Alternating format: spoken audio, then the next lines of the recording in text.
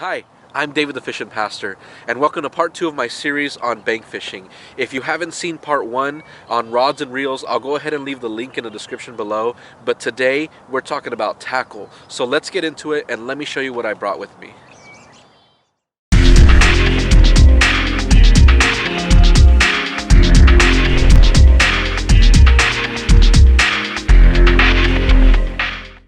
Okay, so as an angler, you know the importance of tackle and of being ready for any situation. You're walking around and you're not on a boat, so you can't just go and pull something out of a compartment, or maybe you're far from your car or whatever it is. So you want to be able to bring as much as possible to be prepared for any situation: muddy water, clear water, deep water, shallow water, whatever it is. So let me show you what I bring, and hopefully this will help you out in determining what you should bring when you go bank fishing as well. Okay, so the first box that I bring with me, and this is my biggest box, is my crankbait box. And it's mostly crankbaits, but there are some other things in here. It's not as organized as it used to be. I used to have a different box that was smaller, but they just weren't fitting anymore, so I had to get a bigger box. And the way it's set up, I just need to organize it better. But on this side right here, I have all my lipless crankbaits. Striking red-eye shad, rattle traps, rapalas, lunker hunts, things like that. These are all my lipless crankbaits right here. Very necessary. I fish lipless crankbaits a whole lot, different patterns, bluegill patterns, shad patterns, things like that. On this side I have mostly my square bills. There are some other ones in here that I tie on. These are kind of the more often ones that I tie on. There's a Rapala DT6 in there, and a couple of other ones. So not only square bills, but the ones that I do use the most are in this side right here. In the middle here, I have some other ones that I don't use as often, but still very necessary, and I do tie them on. These are some of the bigger crankbaits that I have. These are the KVD 2.5s. This is some deep diving crankbaits here, a flat-sided crankbait, kind of a wake bait kind of. So ones that I don't use as often, but still I do. I have a small compartment here for some smaller lipless crankbaits and some other small crankbaits in there, just the tiny ones. And then at the very top I have prop baits, jerk baits, things like that, top water, some poppers. So pretty much anything with a treble hook, I'm going to put it in here. And they fit really well. Again, there's a lot of space in this box, but not as organized as it used to be. But definitely my favorite box. Again, I constantly fish crankbaits, lipless crankbaits, things like that. So that's the first box that I bring with me. Definitely a necessity to have some type of crankbaits with you. Again, you don't need to bring this many, but you should have at least a variety of different things. You want, a square bill, and then a deep diving crankbait, and then a mid diving crankbait. You want to have a jerk bait, a popper. So you don't have to have as many as this, but you do want to have at least a variety, so you're prepared for every single situation. So that is my first box there. This is my second tackle box. This is the second biggest one I have, and this one's actually kind of a mixture of things. Again, when you're on a boat, you have the option of maybe having 15 or 20 or however many tackle boxes you want to have. When you're on the bank, you got to carry everything with you. So again, you want to have versatility, but you still want to have, as much as you can carry, honestly, as much as isn't a burden to you. So this is a box filled with a few different things. This side right here is a mess, to be honest, but it's a mixture of swim baits, like this one here. This is the Matt Lures bluegill. I have some of these Berkeley Havoc ones, but then I also have spinner baits, and I think a buzz bait in here as well. There's a couple different things in here, and so again, it's wide, so I can kind of put the wider, bigger things in there, and unfortunately they do get all mixed up, but that's just how it goes.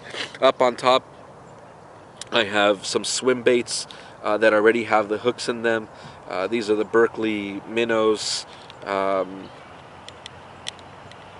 are some different ones, ribbon-tailed. In here I kind of have some trailers, some of them are trailers like these. I can put like on an A rig or something. I have some Super Fluke Juniors, some kind of swim baits as well, things like that. And then I have some trailers here as well. These are the Zoom Super Chunks. I think these are the KVDs. I don't remember they're kind of like a rodent bait, but I use them sometimes as trailers, and then you can also hook them on by themselves as Texas rigs. On the bottom here, I have jig heads, different kinds of jig heads, just these. I have swim jig heads, things like that. So some shaky heads in here. So this box again, versatility. You need swim baits at times. You need spinner baits at times. You know, just different things. You want to be able to carry a wide variety of baits and lures with you, so that again you're prepared for every situation. So this is my second box, and I just like having the different options of what I can fish. Sometimes a swim bait is best, sometimes a spinner bait is best. You know, sometimes whatever the situation calls for. So that is my second box there. Okay, so the third box, this is pretty much my jig box, and then I do have a couple frogs and for some reason a spoon, but this is primarily my jig box. This is where I keep most of them. In this kind of longer compartment, I have some of my swim jigs. I really like these revenge baits swim jigs. Really cool, different colors. I have some football head jigs, some flipping jigs, things like that. I even have a chatterbait in here. Used to have a couple of them, but I lost one. So those are my jigs, and then I only have a couple of frogs. I have that one. I remember, I think it's Rebel or something. It's real cheap. And then I have this live target frog. So, you know, again, versatility, different things. For different applications. You don't need as many as this. I probably have about maybe about 10 or 11 jigs in here. Again, you don't need as many, but you do want to have the variety, flipping jigs, football head jigs, things like that. So that is my third tackle box. So the fourth box that I have with me, and this one, again, kind of a mixture, but very necessary. And I know not everybody does this. I know this is my soft plastics box, and a lot of people like to keep their soft plastics in the bags. You know, if they have salt, things like that, you want to try to do that as much as possible. But again, to carry a bunch of bags on you, you know, while you're doing it, it just sometimes it's not as practical. So usually what I'll do is I'll take soft plastics from different bags and I will put them together in this. Again, if they have, you know, a lot of salt in the pack, because some of them come super salty, I just bought a pack of tubes that just has a bunch of salt. I'm not going to put those in here. They're way too salty. So I'm going to bring that bag with me if I need it. But different things in here. I have everything from stick baits, you know, kind of like Senkos, to straight tail worms, which I use for drop shotting a lot.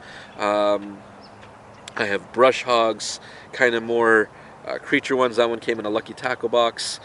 Things like that. I have a lizard in here. You know, so just kind of again a wide variety of different baits as a yum warning shot. And up here I have some of the longer worms. This is the cut tail worm again that came in the Lucky Tackle box. Some of those kind of ribbed worms, ribbon tail worms, things like that.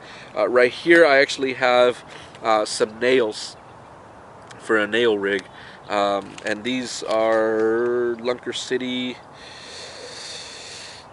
Yeah, these are insert weights, you know, so I have those, and then I have some kind of creature baits. I have the toad and some of these crayfish kind of baits. So again, this is my soft plastics box, and I want to bring just definitely a big variety, especially if you know you're going to be losing a lot of them. You want to bring a lot of those. So what I do actually, even though I do have some straight tail worms in here, to be honest, since I drop shot a whole lot, I actually bring the packs with me of the robo worms that I use, because I know I'm gonna go through them.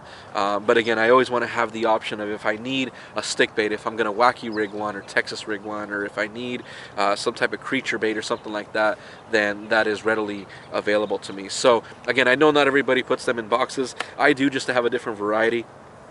But I'm mostly going to be using, because I use a drop shot so much, I'm mostly going to have that. And I do actually have those packs with me, because I know I'm going to go through them. But if I do need something else, I definitely have that at my disposal. So that is the fourth box that I have, and then there's just one small one left. The final box that I have is actually just a small one, and this is kind of my terminal tackle box. I do have some spread out, like I showed in my that second box. I have some jig heads and stuff like that. But in here, I have some hooks and a bunch of weights. Up here I have some drop shot weights, some split shots, some bullet head weights, things like that. Right here I have some larger ones, some larger bullet head weights, things like that. Down here I have most of my hooks, a lot of EWG, some wacky hooks, things like that. Again,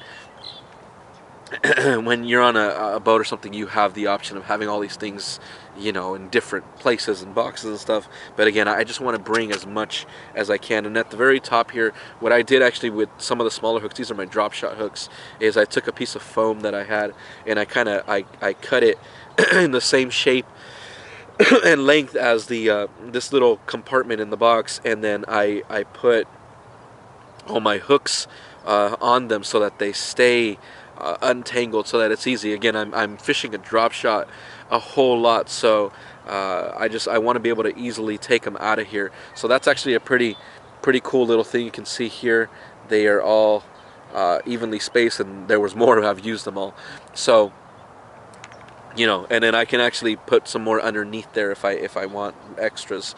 But that I found that's really cool for some of the smaller hooks, small mosquito hook, thing like that. So that's my tackle. Thanks for watching. If you haven't seen part 1 of the series, I will leave the link in the description below, and you can go ahead and check that out. It's on rods and reels. But hopefully this helped you. Thanks for watching.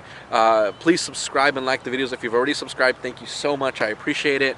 Find me on Instagram. I'm on Instagram as The Fishing Pastor as well. Sometimes I post videos of a catch that I don't have enough to post on YouTube, so I'll post it on Instagram, and then pictures of catches as well. So thanks again. God bless. Hopefully you get out there and you catch some nice and lots of fish.